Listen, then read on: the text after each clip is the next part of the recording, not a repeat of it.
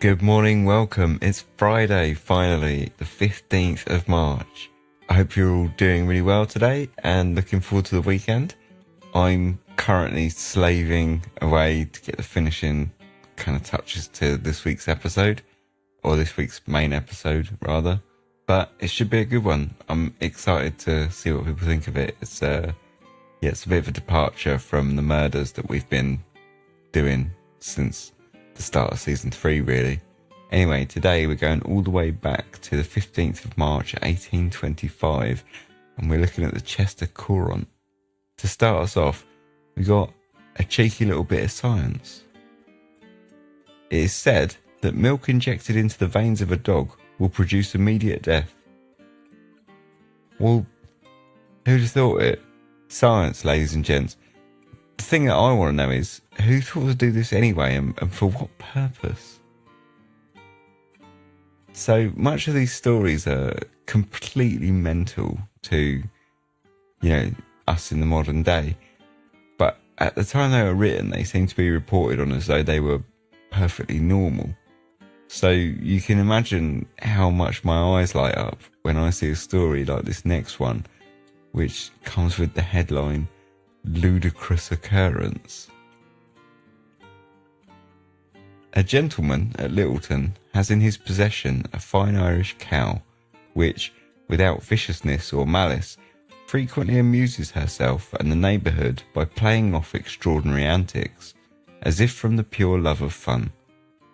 On Monday last, she walked quietly up to an old woman of the name of Gregory, and without any appearance of anger, deliberately and gently tossed the old lady into a dirty ditch, and then humanely followed her, lifted her out onto the grass, and after rolling her over and over, appeared to be preparing to place her again in the ditch, when some of the neighbours came to her assistance and relieved her from her unpleasant situation, without sustaining any injury, but only terribly frightened at the time, as she expressed herself. See, that story's far funnier before you realise that Gregory was the old lady's surname and not her Christian name. Because when I first read it, I was like, an old lady called Gregory. What? Gregory? Like, Gregory's not an old lady's name. And then it kind of dawned on me, like, oh no, that's her family name, isn't it? I still like to imagine that it's her family name though, because it just makes the story doubly funny. Normally, the front page of the old Victorian newspapers especially, they were filled with adverts rather than news, and they're always for the same old stuff, like auctions of boats and houses, farms, pubs, inns, industrial materials and seeds. Basically, that's about it. Oh, and sort of livestock, but otherwise it's just sort of an eternal churn of these things. But today, I stumbled across this. 20 sovereigns reward, whereas William Parkinson of Dunham-on-the-Hill in the county of Chester, shopkeeper, stands charged on the coroner's inquest with killing and slaying Joseph Fletcher at Dunham-on-the-Hill aforesaid on Wednesday the 14th of July last, and has since absconded.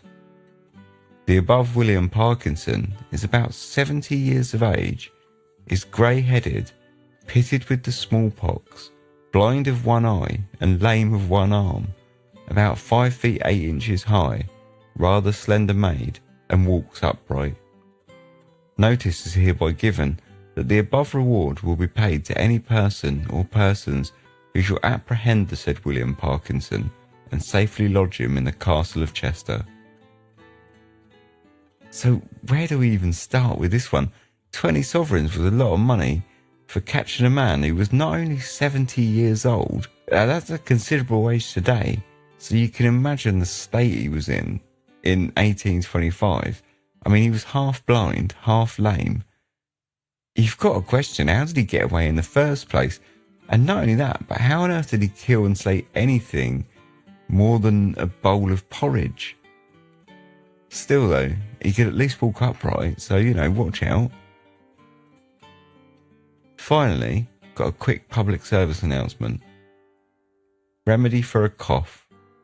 1 drachm of sweet spirit of niter, 1 drachm of elixir of vitriol, 60 drops of laudanum, and 3 spoonfuls of honey. 30 drops of this mixture to be taken 3 times a day. I'm not sure that's a remedy for a cough, rather than just a way to dope yourself up to the eyeballs and forget about having a cough at all, really. Still, it sounds like a laugh, doesn't it? That was yesterday. This is today. Have a good one and have a fantastic weekend. And look forward to the episode that's going to be coming out this Sunday. Cheers. Thanks very much. See you later all.